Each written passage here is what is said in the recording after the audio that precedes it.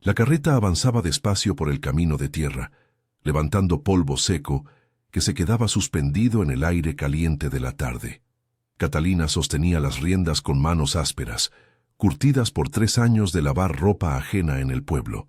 A su lado, envuelto en un rebozo raído, dormía su hijo de 5 años. El niño no recordaba la hacienda, apenas recordaba a su padre. Habían pasado 3 años desde que don Esteban murió. 3 años en los que Catalina sobrevivió cosiendo, lavando, limpiando pisos ajenos en casas que olían a cera y a desprecio. 3 años durmiendo en un cuarto prestado detrás de la tienda de don Macario, escuchando las ratas correr entre las paredes. 3 años sin pisar la tierra que alguna vez fue suya. La carta del notario había llegado hacía 2 semanas, escrita en tinta negra sobre papel amarillento. La hacienda quedaba libre de deudas. Los acreedores habían renunciado a sus reclamos. Podía volver, podía reclamarla. Era suya de nuevo, si la quería. Nadie en el pueblo quiso acompañarla. Las mujeres del mercado desviaban la mirada cuando ella mencionaba el nombre de la propiedad. «Ese lugar está maldito», murmuró una anciana mientras enrollaba tortillas. Don Esteban no murió en paz, y los que no mueren en paz no descansan. Otra mujer, más joven, se santiguó y escupió al suelo. «Mi prima dice que de noche se escuchan gritos, que las luces se prenden solas». Catalina apretó la mandíbula. No creía en maldiciones, creía en hambre, en frío, en noches sin dormir preguntándose cómo alimentaría a su hijo al día siguiente. La hacienda tenía tierras, tenía agua de pozo, tenía muros gruesos de adobe que los protegerían del viento helado de las noches. Eso era suficiente. Todo lo demás eran historias de viejas aburridas. Cuando la propiedad apareció al final del camino, Catalina sintió que algo se contraía en su pecho. Los muros de adobe estaban agrietados, manchados por la humedad y el abandono. Las ventanas tapiadas con tablones torcidos que alguien había clavado sin cuidado. El portón principal colgaba de una sola bisagra, rechinando suavemente con la brisa. El patio, antes lleno de flores de bugambilla y árboles frutales, era ahora un cementerio de maleza seca, espinas y cardos que crecían salvajes entre las piedras. Detuvo la carreta frente al portón. El niño despertó, frotándose los ojos, y miró la casa con ojos grandes, asustados. «¿Aquí vivía mi papá?», preguntó con voz pequeña, ronca por el polvo del camino. Catalina bajó de la carreta sin responder. Empujó el portón. El metal gimió, oxidado, pero cedió. El patio interior estaba cubierto de polvo y hojas secas que crujían bajo sus pies.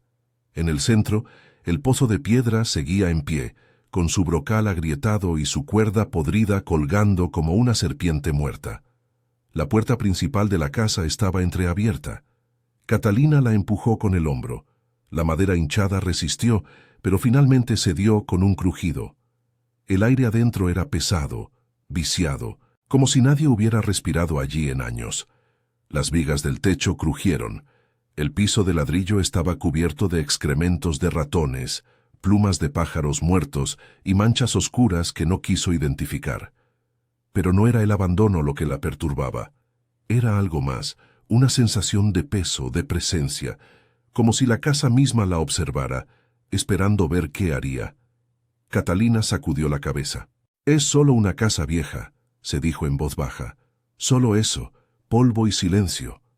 Pasó la primera tarde limpiando el cuarto principal, barriendo mugre y telarañas con una escoba hecha de ramas que cortó del patio. Su hijo la ayudaba en silencio, recogiendo ramas secas y apilándolas junto al pozo. Era un niño callado, acostumbrado al hambre y a la soledad. No preguntaba mucho, no lloraba, solo obedecía. Catalina encendió una pequeña fogata afuera, junto al pozo, para calentar tortillas duras y frijoles que había traído envueltos en un trapo. El sol se hundió detrás de los cerros, tiñendo el cielo de rojo oscuro, como sangre diluida en agua. Las sombras de la hacienda se alargaron trepando por las paredes como dedos negros. Cuando la noche cayó, el silencio se volvió absoluto. No había perros ladrando en la distancia, no había grillos cantando entre las piedras, solo el viento rozando las paredes de adobe, como si alguien respirara contra la casa. Catalina acostó a su hijo sobre un petate limpio que había tendido en el suelo, tapándolo con la única cobija que traían.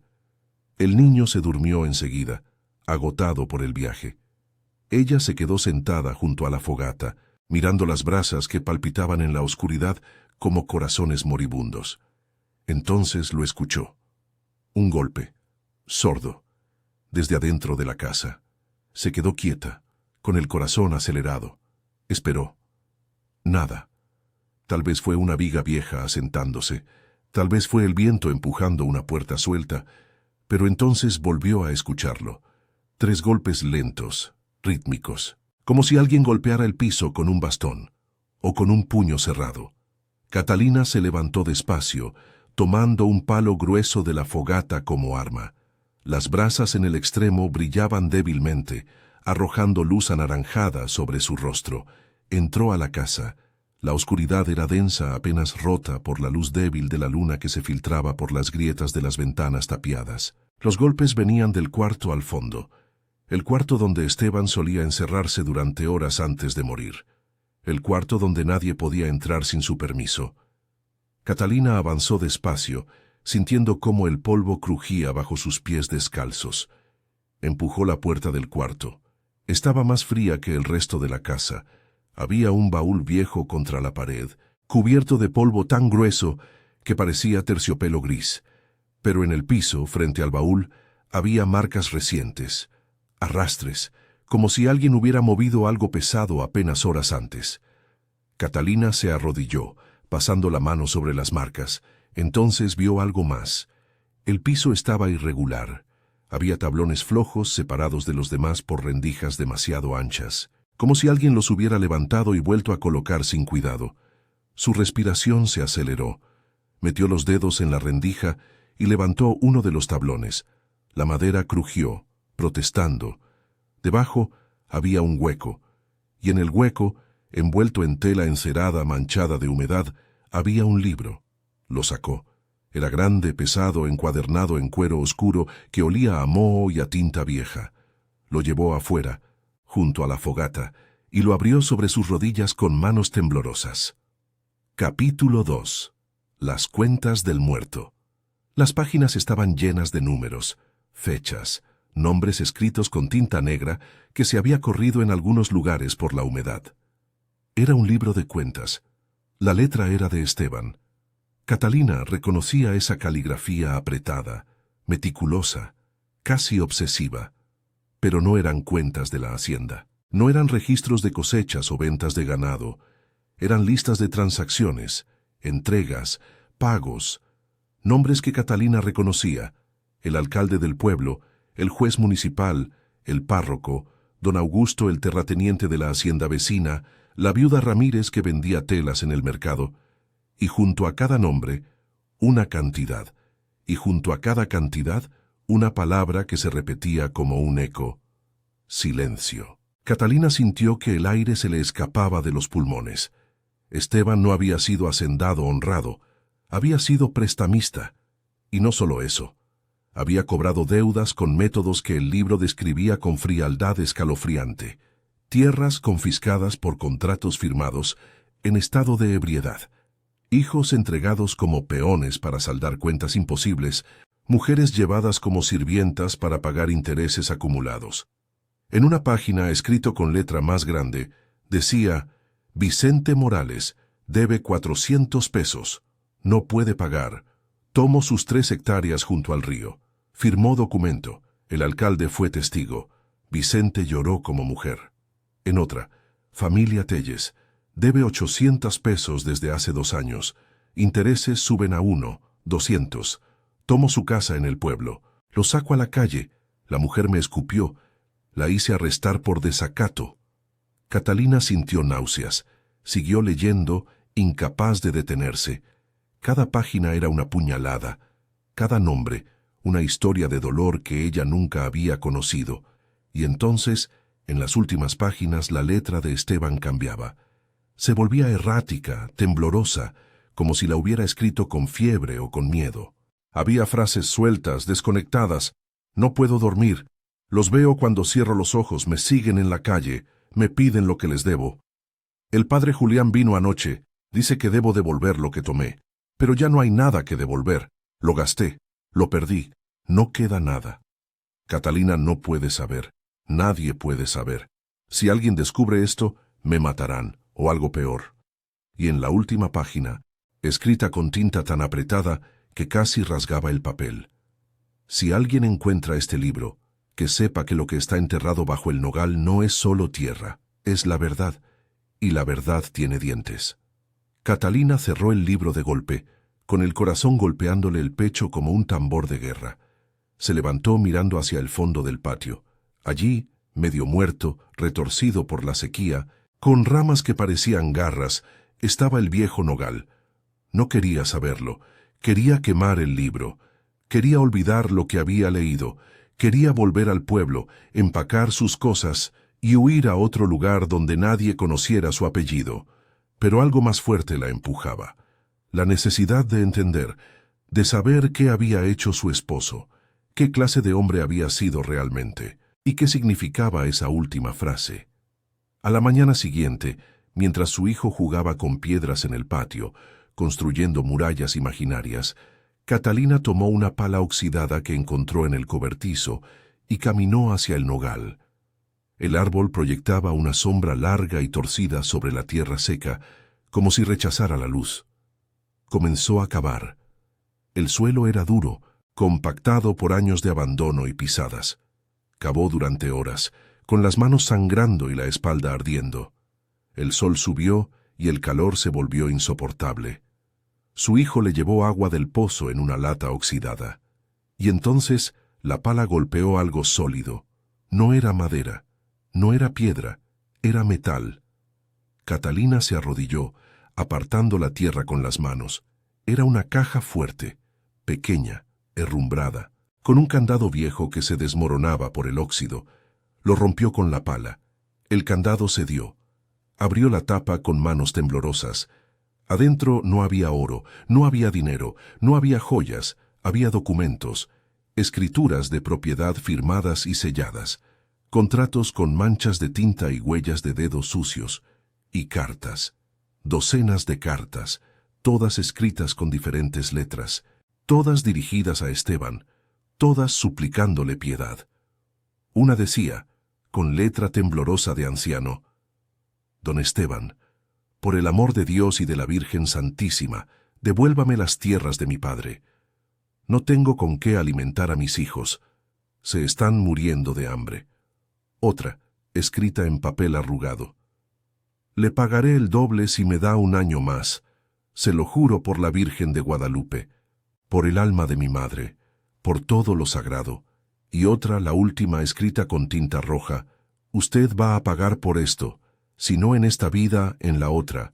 La tierra no olvida, los muertos no perdonan». Catalina sintió que las lágrimas le quemaban los ojos. Cerró la caja de golpe y se quedó sentada en la tierra con la cabeza entre las manos, llorando por primera vez desde que Esteban había muerto. Esa noche los golpes regresaron, pero esta vez no venían de adentro de la casa, venían de afuera, del patio, del nogal. Catalina salió con una lámpara de aceite. El viento había cesado. Todo estaba inmóvil, como si el mundo entero contuviera la respiración. Pero junto al árbol en la tierra recién removida había huellas. Huellas de botas, frescas, con barro todavía húmedo. Alguien había estado allí. Alguien sabía lo que ella había encontrado. Capítulo 3. Los que vinieron a cobrar. A la mañana siguiente, Catalina escuchó el trote de un caballo acercándose por el camino. Se asomó por la ventana tapiada, mirando a través de una grieta entre los tablones, y vio a un hombre mayor desmontando frente al portón.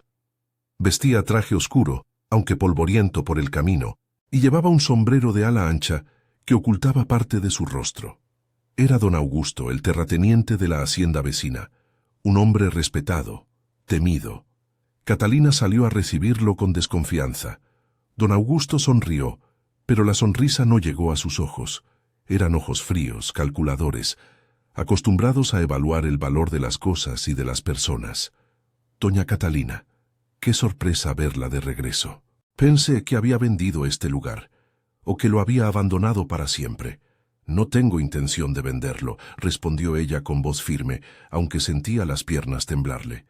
Don Augusto miró alrededor, observando las paredes agrietadas, el patio cubierto de maleza, las ventanas tapiadas.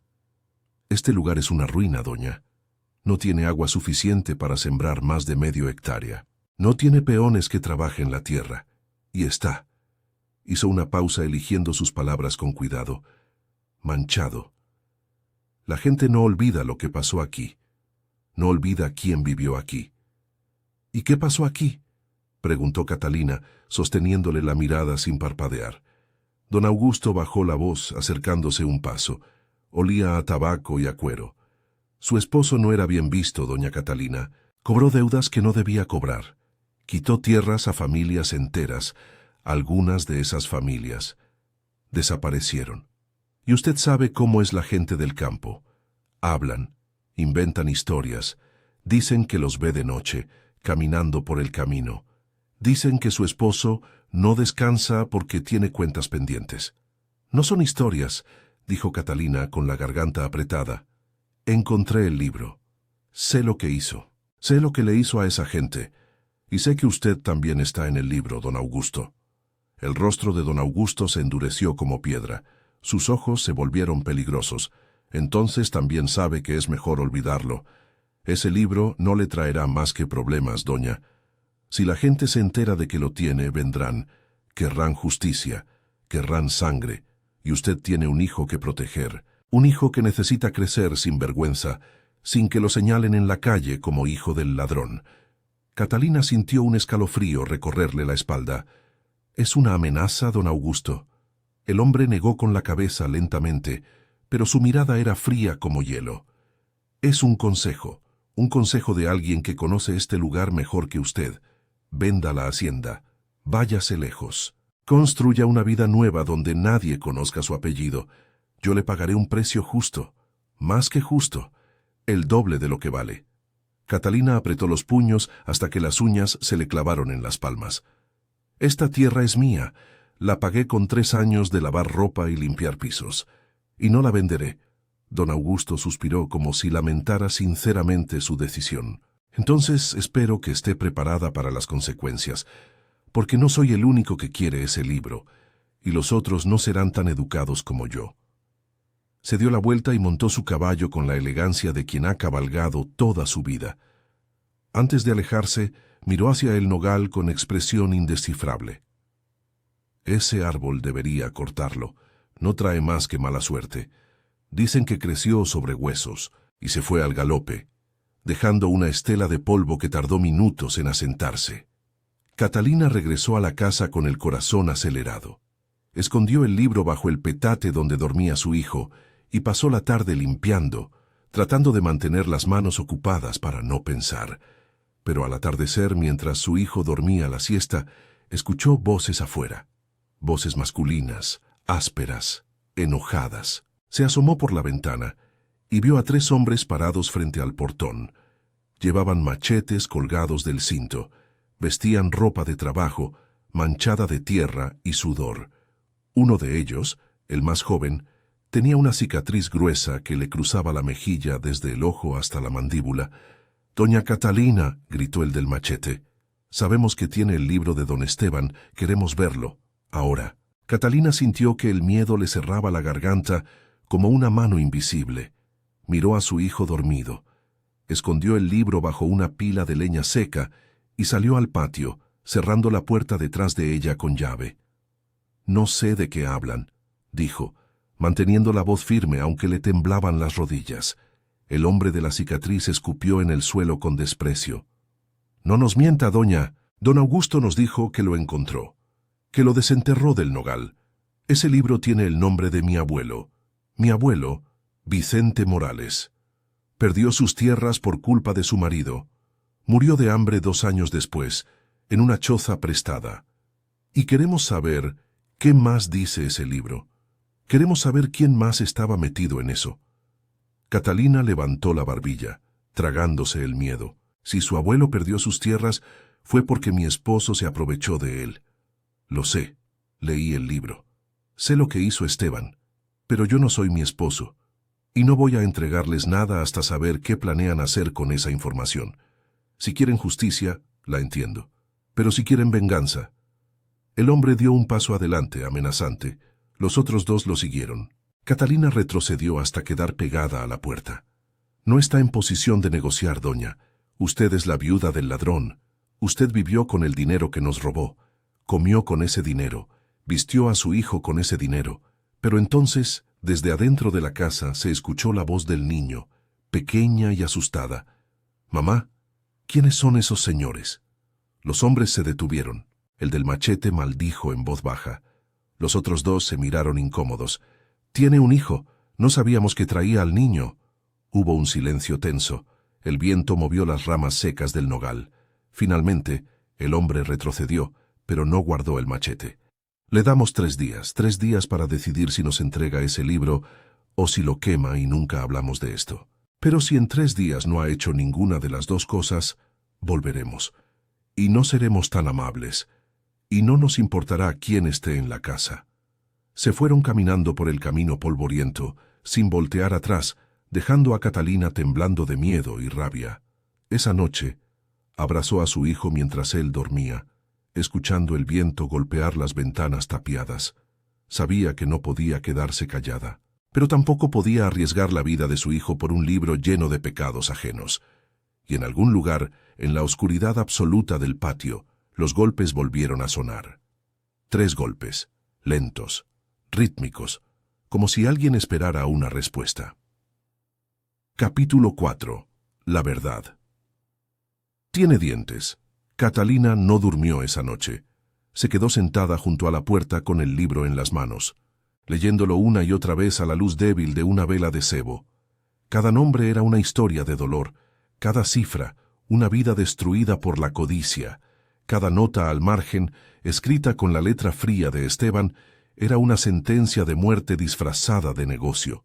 Y al final, la responsabilidad caía sobre ella. No porque fuera culpable de lo que Esteban había hecho, sino porque era la única que conocía la verdad completa. La única que podía decidir si esa verdad merecía ver la luz o si debía quedarse enterrada bajo el nogal para siempre. Al amanecer, cuando el cielo se tiñó de rosa pálido y el gallo de la hacienda vecina cantó en la distancia, Catalina tomó una decisión que la aterraba y la liberaba al mismo tiempo. Envolvió el libro en tela limpia y lo metió en una bolsa de cuero que colgó de su hombro. Despertó a su hijo con suavidad, le dio agua y tortillas frías y le dijo que se quedara en la casa sin abrir la puerta a nadie hasta que ella regresara. «¿A dónde vas, mamá?», preguntó el niño con ojos asustados. «A hacer lo correcto», respondió ella, besándole la frente. Montó la carreta y condujo hacia el pueblo. El camino estaba lleno de baches y piedras. El sol comenzaba a calentar. Para cuando llegó a la plaza, el pueblo estaba despertando. Las mujeres barrían las aceras con escobas de paja. Los comerciantes abrían sus tiendas de madera. El olor a pan recién horneado se mezclaba con el olor a estiércol de burro. Catalina detuvo la carreta frente a la iglesia y bajó. El padre Julián estaba adentro, arreglando las velas del altar con manos temblorosas. Cuando vio a Catalina entrar con el libro bajo el brazo, su rostro se tensó y palideció. «Doña Catalina, no esperaba verla aquí. Pensé que se había ido». Ella se acercó despacio por el pasillo central, sus pasos resonando en el silencio de la iglesia vacía. Sacó el libro de la bolsa y lo colocó sobre el altar junto a las velas. «Padre, necesito que vea esto. Necesito que lo lea todo». El sacerdote tomó el libro con manos temblorosas, como si fuera una reliquia maldita. Lo abrió. Sus ojos se movieron rápidamente sobre las páginas. Su rostro se volvió cada vez más pálido. Algunas páginas le arrancaron un gemido ahogado. Dios mío misericordioso. Sabía que Esteban tenía secretos oscuros, pero esto es. «Usted está en el libro, padre», dijo Catalina con voz suave pero firme como acero. «Su nombre aparece 3 veces. Recibió dinero de mi esposo, pagos grandes. ¿A cambio de qué? No lo dice claramente, pero está ahí, en tinta negra». El padre Julián cerró los ojos con fuerza, como si le doliera físicamente respirar. Las lágrimas comenzaron a rodar por sus mejillas arrugadas. Me pidió que guardara silencio sobre ciertas cosas, confesiones que escuché en el confesionario, pecados graves que no debía revelar bajo ninguna circunstancia. Me dio dinero para reparar el techo de la iglesia que se estaba cayendo, para comprar imágenes nuevas de los santos. Pensé que era caridad. Pensé que Dios me estaba enviando ayuda. No era caridad, padre, dijo Catalina con voz quebrada. Era soborno. Esteban le pagó para que no revelara sus pecados, para que no dijera a las familias que él las estaba robando. El sacerdote asintió lentamente, sollozando, las lágrimas mojando las páginas del libro. ¿Qué va a hacer con esto, hija? ¿Qué piensa hacer? Catalina respiró hondo, llenándose de coraje. Voy a leerlo en la plaza, frente a todos. Quiero que la gente sepa la verdad, que sepan qué clase de hombre era Esteban, y quiero que cada familia afectada decida qué hacer. Si quieren justicia, la tendrán. Si quieren perdonar, que perdonen, pero merecen saber. El padre Julián negó con la cabeza desesperadamente. La van a destruir, Catalina. Don Augusto no va a permitir que eso salga a la luz. Él también está en el libro. Y el alcalde y el juez. Si la gente descubre que todos los poderosos del pueblo estaban involucrados en esto, habrá sangre, habrá violencia. Entonces que la haya, dijo ella tomando el libro de nuevo. No puedo vivir con esta carga, no puedo dormir sabiendo lo que sé. Y mi hijo no debería crecer sobre una tierra manchada con sangre inocente y mentiras podridas. Salió de la iglesia antes de que el padre pudiera detenerla. Caminó hacia el centro de la plaza, donde ya se estaba reuniendo gente para el mercado del día. Vendedores de frutas, mujeres con canastas de pan, niños descalzos jugando con aros de madera. Catalina subió a la fuente de piedra del centro, sosteniéndose del borde resbaladizo, y levantó el libro en alto con ambas manos. «Escúchenme», gritó con voz que no reconoció como suya. «Todos, necesito que me escuchen». La gente se detuvo. Las conversaciones se apagaron como velas. Todos la miraban con curiosidad y desconfianza. Algunos se acercaron, otros se quedaron lejos, cruzados de brazos. Catalina abrió el libro con manos temblorosas y comenzó a leer en voz alta. Nombres, fechas, cantidades. Cada entrada era una puñalada al corazón del pueblo. La gente comenzó a murmurar. Algunos gritaban de rabia, otros lloraban abiertamente. Una mujer cayó de rodillas, santiguándose. Cuando llegó al nombre del alcalde, un hombre corpulento con bigote grueso se abrió paso entre la multitud y le arrebató el libro de las manos con violencia. «Esto es difamación», rugió con la cara roja. «No tiene derecho a manchar el nombre de su esposo muerto. Esto es mentira. Todo es mentira». Pero una anciana encorvada se adelantó, golpeando el suelo con su bastón. Sus ojos brillaban de furia. «Mi hijo está en ese libro. Mi hijo Vicente Morales. Perdió sus tierras porque Esteban lo emborrachó y lo obligó a firmar un contrato que no podía leer. Y usted, señor alcalde, firmó como testigo. Usted lo vio. Usted lo permitió». El alcalde palideció. La multitud comenzó a cerrarse alrededor de él como un puño. Algunos gritaban, otros lloraban. Alguien escupió en el suelo. Y entonces, desde el fondo de la plaza, apareció don Augusto montado en su caballo negro. Venía acompañado de 4 peones armados con rifles. La gente se apartó, temerosa. Don Augusto desmontó con movimientos lentos, deliberados. Caminó hacia Catalina con paso firme, con los ojos llenos de ira fría. «Esto es suficiente, doña Catalina», dijo con voz autoritaria que cortaba el aire. «Venga conmigo, ahora, antes de que esto se salga de control». Catalina no se movió. Se quedó parada sobre la fuente con la barbilla levantada. «No». Don Augusto apretó la mandíbula hasta que los músculos se le marcaron bajo la piel. Le advertí que esto traería consecuencias. Le di la oportunidad de irse en paz, pero usted eligió el camino difícil. Hizo una señal con la mano. Los peones comenzaron a avanzar hacia la fuente. Pero entonces, el padre Julián salió corriendo de la iglesia, con la sotana ondeando. Estaba pálido, sudoroso, pero había determinación en sus ojos. «Don Augusto», gritó, «si toca a esta mujer, yo mismo leeré este libro completo desde el púlpito el próximo domingo. Y si me pasa algo a mí, ya dejé una copia sellada con el obispo de la capital, con instrucciones de publicarla si no regreso». Hubo un silencio absoluto. Hasta los pájaros dejaron de cantar. Don Augusto miró al sacerdote con odio puro. Luego miró a la multitud que lo observaba con ojos llenos de resentimiento acumulado durante años. Finalmente, sin decir una palabra, montó su caballo de nuevo.